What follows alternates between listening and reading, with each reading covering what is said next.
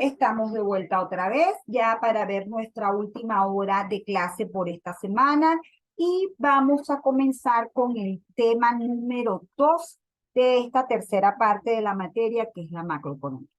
Y lo que nos vamos es a concentrar en cómo se cuantifica esa estructura económica de los países, cómo establecemos o cuantificamos los procesos productivos, los procesos de ahorro, de inversión, porque para producir hay que combinar capital y trabajo, pero además para realizar una actividad económica hay que hacer una serie de transacciones financieras, hay que mover activos financieros y pasivos para poder hacer todo ese proceso productivo. Entonces, es toda una estructura que incluye la esfera real, la esfera de producción de bienes y servicios y la esfera financiera, el financiamiento de ese proceso productivo, ¿ok?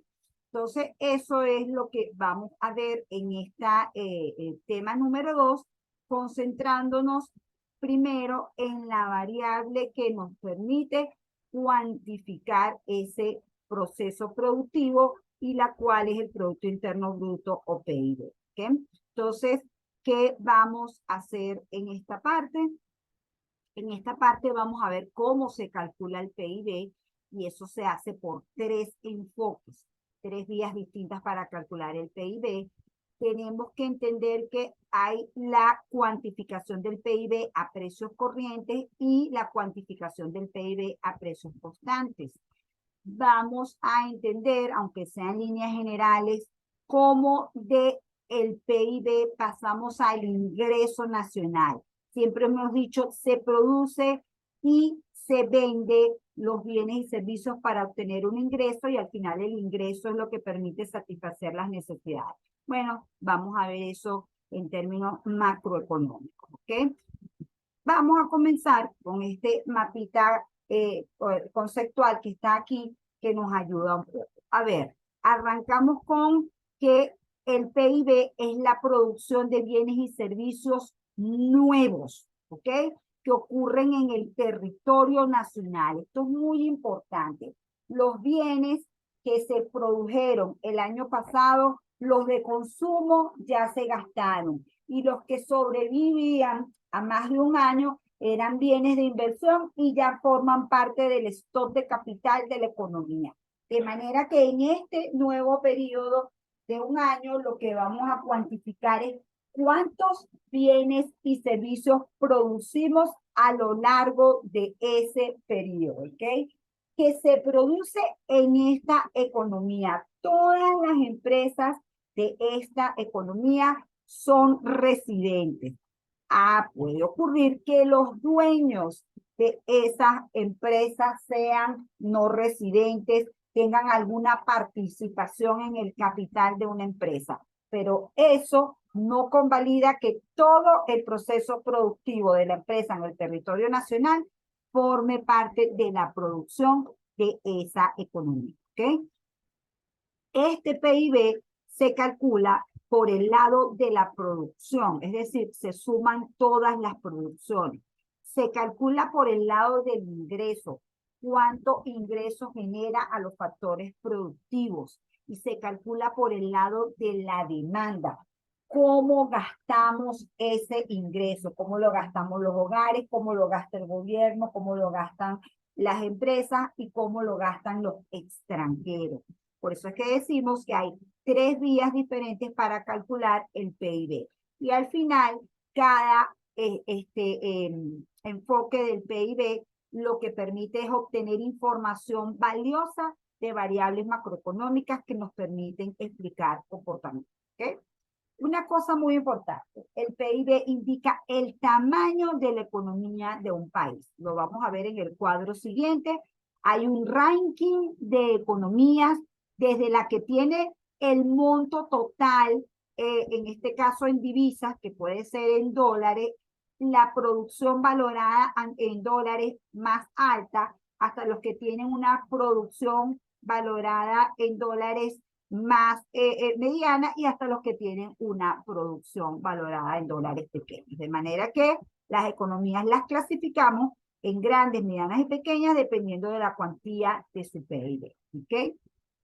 Este PIB se valora a los precios del año en que están siendo producidas las mercancías, pero también se valoran a los precios de un año base. Ese proceso es muy importante porque cuando nosotros valoramos el PIB a los precios del año en estudio, lo que estamos viendo es cuánto es el ingreso nominal. Cuando nosotros valoramos esos bienes y servicios producidos a los precios de un año base, de un año anterior, que hemos considerado un año que fue relativamente bueno, lo que estamos haciendo es comparar si esta producción de bienes y servicios de este año es más alta que la del año base, ¿ok? O si es más baja que la del año base. Es decir, este PIB a precios constantes es un indicador de volumen, en términos de volumen, cuánto puede estar creciendo la producción de bienes y servicios. Obviamente, en términos nominales, la producción puede crecer porque crezcan los bienes y servicios en unidades, pero también porque crezcan los precios. En cambio, en términos constantes, solamente vemos el crecimiento sin considerar los precios. Por eso es que valoramos las mercancías a un precio del año base, para poder ver exactamente qué ocurre a nivel de volumen. Entonces, por favor, grábense que para saber si hay crecimiento económico, para saber si hay aumento del PIB de forma sostenida a lo largo del tiempo, el parámetro que se utiliza es calcularle la variación porcentual al PIB real o a precios constantes. ¿Ok?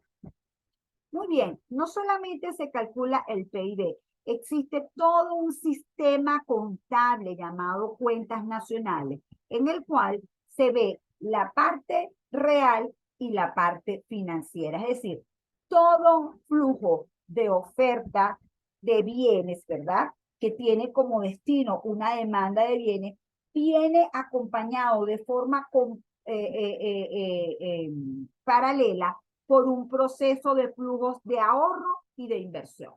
Los excedentes de ahorro que son solicitados por los inversionistas para poder llevar a cabo los procesos productivos. Por eso es que existe una contabilidad nacional que tiene 4 grandes cuentas consolidadas.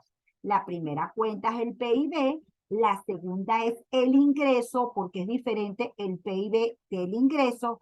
La tercera es el proceso de financiamiento de esa producción en ese periodo determinado, es decir, el movimiento entre ahorro e inversión. Y la última cuenta es las transacciones de esta economía con el resto del mundo. Es la forma de estructurar macroeconómicamente las transacciones que ocurren en la economía nacional en un periodo de tiempo determinado. ¿Ok?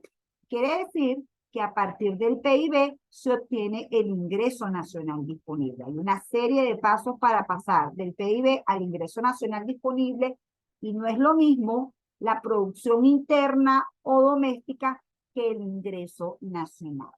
Adelanto que la producción interna o doméstica, repito, es esa combinación de capital y trabajo que permite generar la producción de bienes y servicios, y esos bienes de capital y trabajo pueden ser propiedad de residentes o de no residentes. Cuando nosotros hablamos del ingreso nacional, lo que queremos saber es el ingreso que produjeron nuestros nacionales. Y resulta que ese ingreso puede ser por capital y trabajo que pusieron a producir en el territorio nacional, pero puede ser que algunos residentes nuestros hayan ido a otros países, haya puesto o su fuerza de trabajo o creado alguna empresa y hayan recibido un ingreso. De manera que este es el ingreso de los nacionales en la economía en un periodo determinado. Es el primer esbozo que estamos haciendo de todo esto. Obviamente, en el transcurso de las láminas vamos profundizando o entendiendo un poco mejor de lo que estamos hablando en este mapa conceptual. Y finalmente, cuando este PIB lo dividimos entre la población, obtenemos un indicador de bienestar económico, que es el PIB per cápita, ¿ok?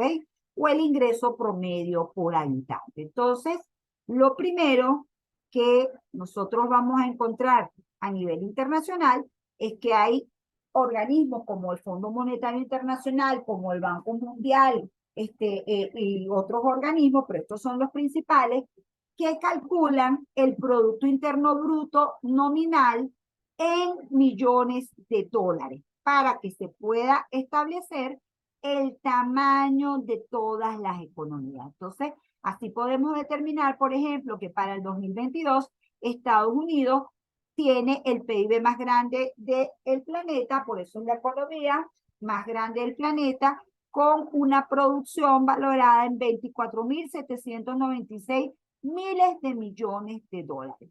Le sigue China con 18.463. Si la Unión Europea no solamente fuera una unión monetaria, sino que además fuera una unión política, sería el tercer grupo de países o el tercer país, si lo viéramos de una forma consolidada, en generar producción de bienes y servicios. Pero, como sabemos, la Unión Europea solo es una unión monetaria, de manera que lo que tenemos después de China es que Japón es la tercera economía con 5.384 y vean la enorme diferencia, ¿sí? Vean cómo entre Estados Unidos y China producen más del 40% del PIB mundial, ¿ok? ¿Cómo lo hacemos? Sumamos 18.463 más 24.796 y eso lo dividimos entre 102.404, que es más o menos el PIB mundial, y eso nos da, multiplicamos por 100, nos da esa proporción. ¿Okay? Si quieren la sacan y me dicen cuánto da exactamente, pero da cerca del 40%. Cuando vemos en las otras economías, pues son mucho más modestas que estas dos. Por eso es que estas son las dos economías que comandan el mundo, ¿ok? Fíjense que Japón es la tercera con 5.384, Alemania la cuarta con 5.557, Reino Unido la quinta con 3.442, India la sexta con 3.250, Francia la séptima, Italia la octava, Canadá, fíjense cómo viene bajando considerablemente. Si se dan cuenta, en este primer grupo que está aquí, ni siquiera está Rusia. Rusia es una economía realmente mediana. El potencial de Rusia en el escenario internacional es por el desarrollo que todavía conserva de arsenal militar, pero económicamente es una economía bastante modesta, ¿ok? Fíjense que en el caso de América Latina, el primer país que aparece es Brasil en el puesto 11 con 1.810, muy por debajo de los otros PIB. El segundo en el puesto 15 es México con 1.371 y en el puesto 30 aparece Argentina. Panamá en el 80 y Venezuela, que siempre estuvo más o menos cerca de Argentina, aparece en el puesto 91, ¿ok? De un total de más o menos 190 países. En el caso del PIB per cápita, lo que estamos haciendo es que este PIB lo dividimos entre la población, ¿ok? Entonces, por supuesto, hay países que tienen poblaciones muy pequeñas y que generan un PIB per cápita bastante elevado. Estas son Luxemburgo, Irlanda y Suiza. Fíjense, esto es el promedio en dólares estadounidenses. Esta es una cifra anual de dólares estadounidenses. Tú te lo puedes dividir entre 12 y decir, bueno, el ingreso promedio mensual en Luxemburgo es, si nosotros dividimos 139, está la calculadora, dividimos 139, 457 entre 12, es más un ingreso de 11.621 dólares. ¿Eso significa que cada habitante de Luxemburgo gana eso? No. Eso significa que es el promedio. En la medida que los habitantes estén gravitando en torno a ese promedio, es más equitativa la distribución de la riqueza.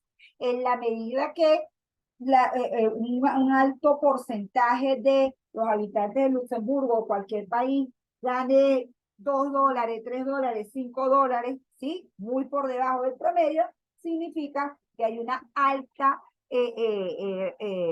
desigualdad en la distribución de la riqueza. ¿Okay? Tenemos Irlanda, Suiza, fíjense que Estados Unidos, que tiene cerca de 340 millones de habitantes, ocupa el puesto número 5 con 64.020. Macao es una provincia de China, ¿ok?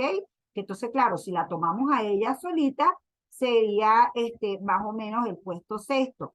Pero China realmente, si tomamos en cuenta toda China, que tiene 1.4 billones de personas, pues entonces ocupa el puesto 60, ¿sí? Con 46.633. Esto para China es un repunte extraordinario. Todo este crecimiento de China es impresionante. De hecho, China se convirtió en el exportador mundial, el principal exportador mundial. ¿Okay? Entonces, ha sido todo una irrupción de China en el escenario internacional con una fuerza tremenda en todo lo que ha sido. Ellos obviamente tienen más de 30 años creciendo de forma sostenida y ahorita están consolidando esa posición. De hecho, como saben, hay una guerra ahí entre Estados Unidos y China digamos, en términos así de geopolítica, por la supremacía, ¿no? En el orden mundial. Ok, ya volviendo a países más terrenales, pues fíjense que Brasil ocupa el puesto 80, nosotros ocupamos el puesto 149. ¿Okay? Esto era para el año 2021. A lo mejor tenemos alguna recuperación en el 2022, no lo sé. Entonces, siempre en los países va a ser importante ver el nivel del PIB y el nivel de PIB per cápita, ¿sí? Porque eso nos permite saber cómo está esa economía en el tiempo. Es decir, podemos hacer una comparación en el ranking mundial o podemos hacer una comparación de esos indicadores a lo largo del tiempo para una misma economía. ¿Qué es lo deseable? Cuando nosotros decimos un objetivo del PIB importante es un aumento sostenido de la producción de bienes y servicios, lo deseable es que la tendencia de esta cifra sea creciente. Que como no, existan estos ciclos donde hay aumentos y disminuciones, pero que se mantenga esta brecha creciente. ¿Okay? Obviamente es muy malo cuando ocurren este tipo de situaciones como la Venezuela. Entonces, ¿alguna pregunta hasta aquí en relación a lo que es el PIB y el PIB per cápita? Hago el cierre, PIB, producción de bienes y servicios en el territorio nacional, de bienes y servicios finales en el territorio nacional en un periodo de tiempo determinado. PIB per cápita, indicador de bienestar económico que resulta de dividir el PIB entre la población. ¿Okay? Entonces, ¿estamos bien hasta ahí? ¿No hay dudas?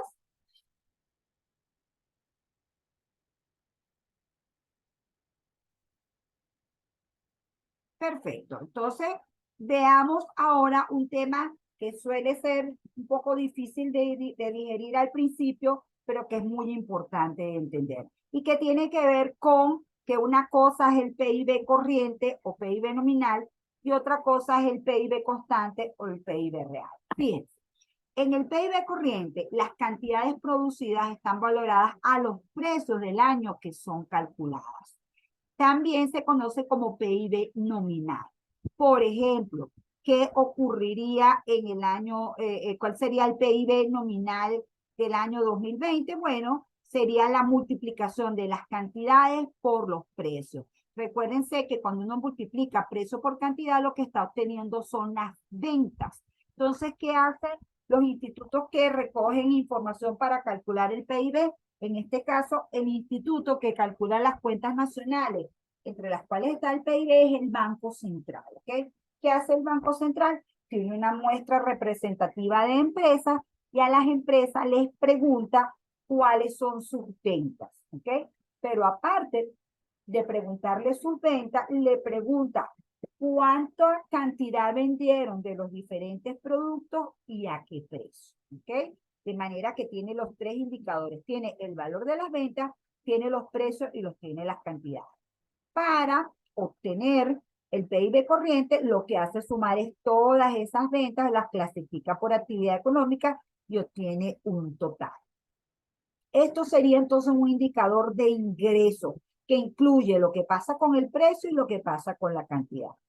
Cuando nosotros vemos el PIB a precios constantes, las cantidades producidas están valoradas a los precios de un año base.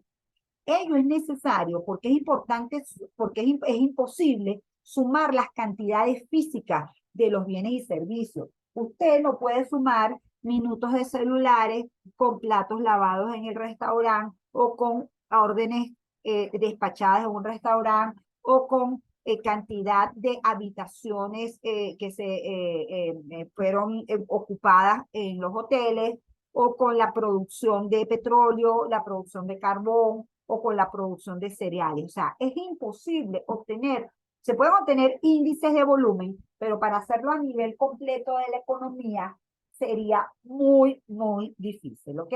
Entonces, ¿qué se hace? Se trabaja con un valor también, es decir, con una multiplicación de precios por cantidades. Pero ¿qué se hace? Se busca un año en el cual las cosas hayan estado relativamente normales y en ese año se hace un censo completo de toda la producción de bienes y servicios y se recogen por separado los precios y las cantidades. ¿Okay? ¿Qué se hace en los años siguientes a ese año base? Las cantidades se multiplican por los precios de ese año base. Por ejemplo, si en el caso de Venezuela el año base, que está un poco lejos ya, es el año 97, ¿ok? Lo que se ha hecho a partir del año 98, 99 y el resto es que las cantidades de ese año han sido valoradas a los precios del año base. Eso permite primero que usted pueda obtener una suma de ventas. Pero en esa suma de ventas, como a lo largo del tiempo usted ha dejado el mismo nivel de precio, cuando usted hace la comparación de si ese valor es mayor o menor al anterior o al año base, usted lo que obtiene es qué ha pasado en términos de volumen. Veámoslo con un ejemplito aquí, a ver si se capta un poco mejor la idea. Repito, nosotros tenemos por un lado a las empresas y a las empresas le preguntamos cuánto es el valor de sus ventas, ¿ok? Ese valor de sus ventas lo hemos desagregado en precio y en cantidad.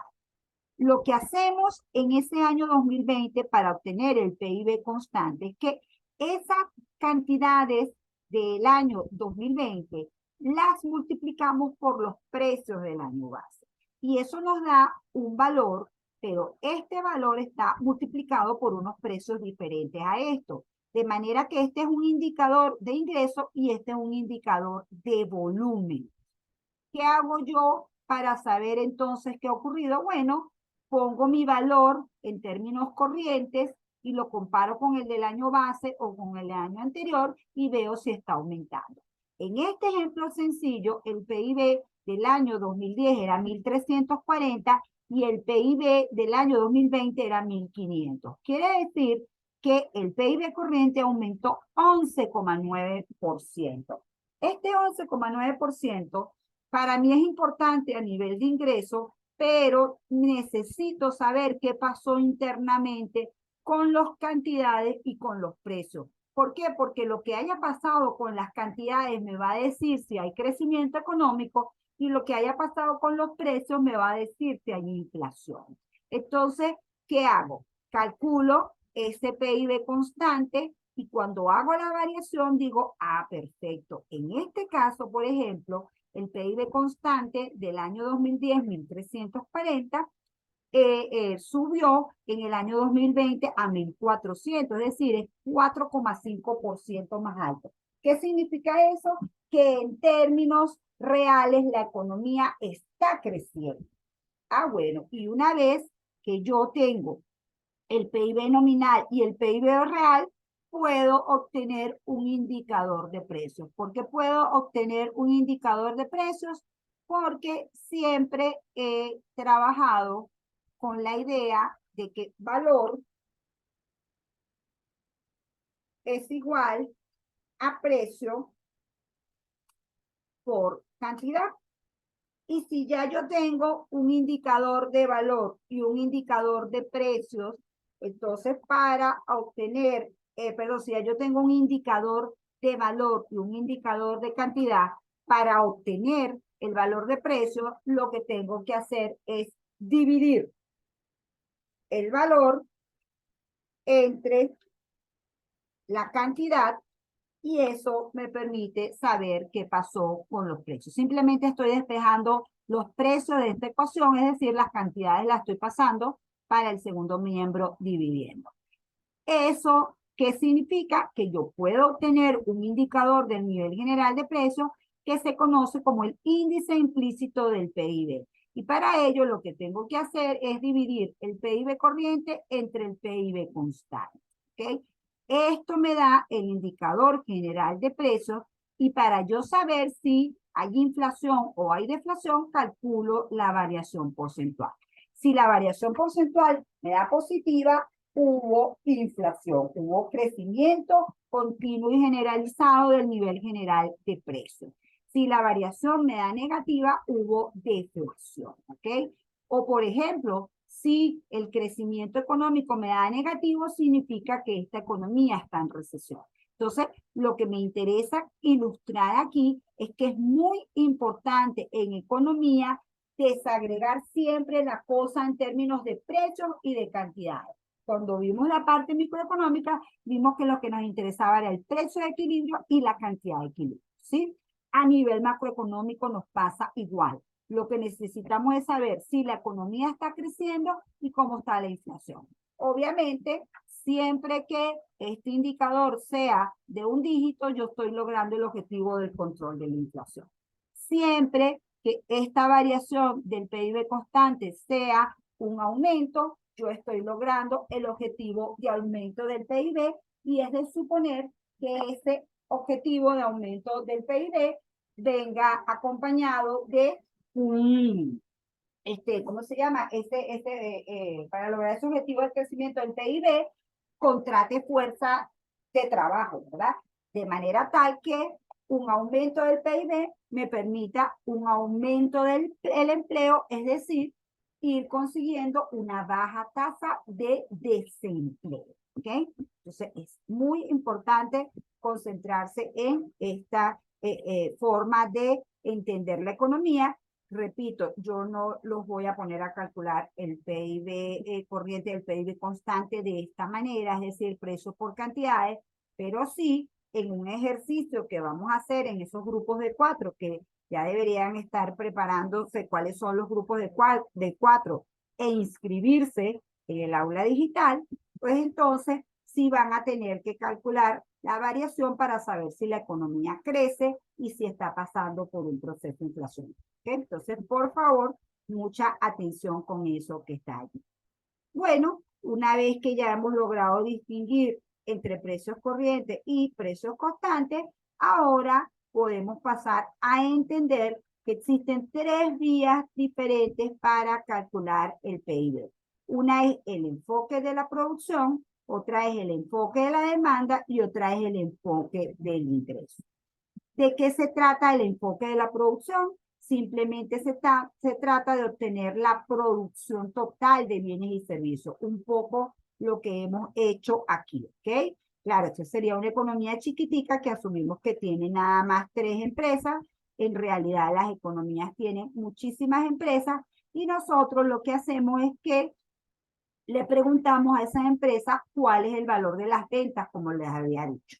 Eso sí, muy importante entender que esas ventas de las empresas hay que restarle la compra de insumos, ¿ok?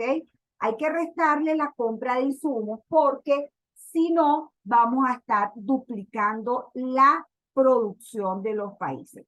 Todas las empresas necesitan producir bienes y servicios y para producir esos bienes y servicios necesitan comprarle insumos a otras empresas. Entonces, lo que nosotros hacemos es netear en cada empresa esa compra de insumos que hicieron para saber exactamente el valor agregado que aporta cada una de esas empresas a ese aumento de la producción de bienes y servicios en términos generales. ¿Okay? En las economías lo que se hace es que se calcula muy, pero muy bien esa producción por el lado de ese PIB por el lado de la producción. ¿Okay? El gobierno tiene una intervención en el proceso productivo de una forma que le quita ganancias a las empresas y de otra forma que ayuda a que las empresas obtengan ganancias. ¿Cuáles son esas dos formas? Una son los impuestos a la producción. Los impuestos que tienen que ver directamente con la producción, como por ejemplo el IVA, que puede ser que todos los productores tienen que retener el IVA, o el impuesto que se cobra en las aduanas, todo eso va a redundar en que la valorización de la producción a precio de mercado sea mayor. ¿Okay? Del lado contrario, el gobierno puede en ciertas empresas otorgar subsidios, hacer una transferencia de dinero, bien sea porque esa empresa pueda producir a precios más baratos o para que pueda producir más cantidades. ¿Okay? Entonces, al final, este enfoque de la producción tiene la producción, quitándole la compra de insumos y haciendo el ajuste de la actuación del gobierno y nos permite obtener entonces el valor total de la producción de bienes y servicios. ¿Okay? Luego viene el enfoque del ingreso. Dentro del enfoque del ingreso, simplemente lo que nos interesa es cuánto gana el factor trabajo, cuánto gana el factor capital, ¿sí? Eso es la principal cálculo que hacemos aquí. Luego hay unas variables importantes que van a ir, que van a modificar ese ingreso. Uno es que las empresas tienen que hacer un apartado para reponer la maquinaria y equipo cuando ya sea obsoleta, es decir, tienen que hacer un apartado de depreciación. Y como les digo, aquí está la actuación del sector público o del gobierno influyendo sobre la valoración de la producción. ¿Okay? Finalmente, tenemos el enfoque de la demanda, que es en el que nos vamos a concentrar un poco más.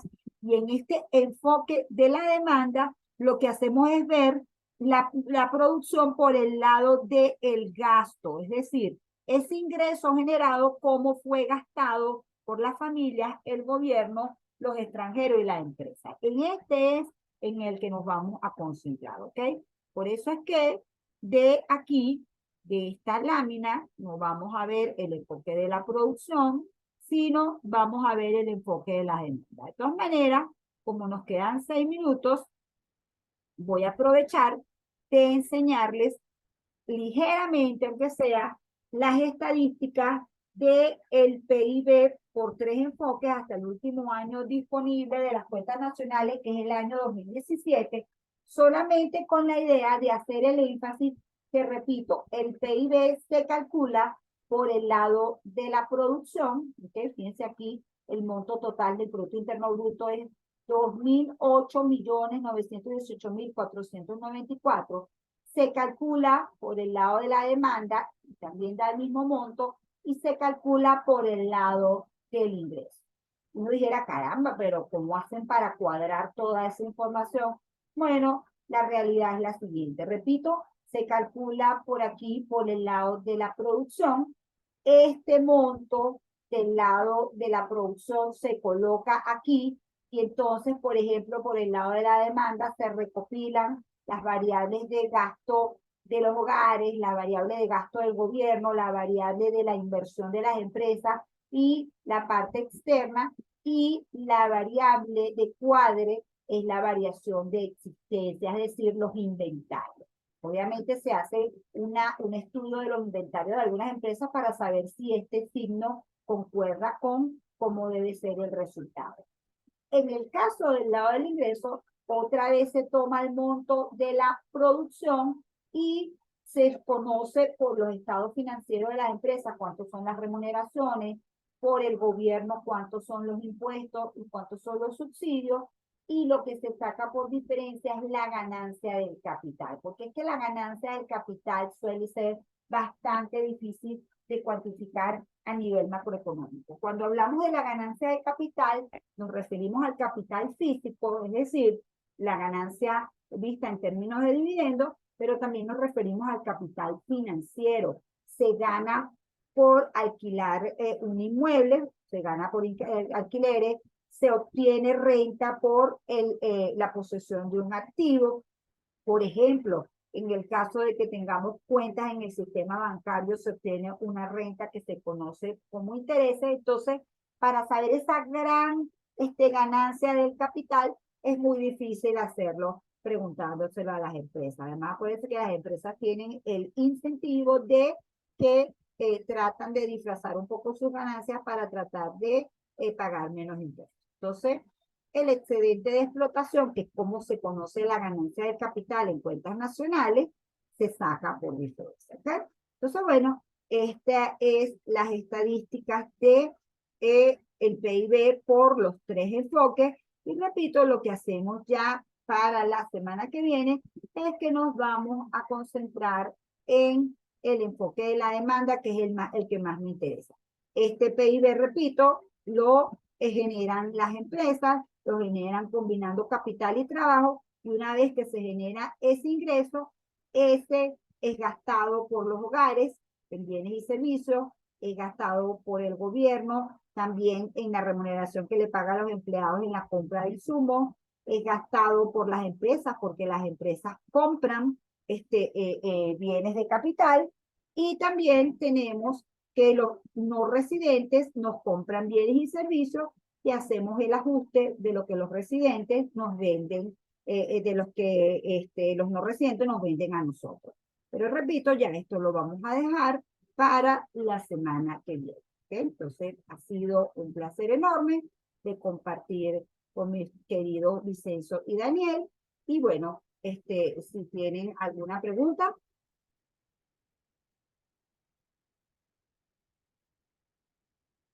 Ok, si no hay preguntas, entonces de verdad que muchísimas gracias y nos vemos la semana que viene, si Dios quiere.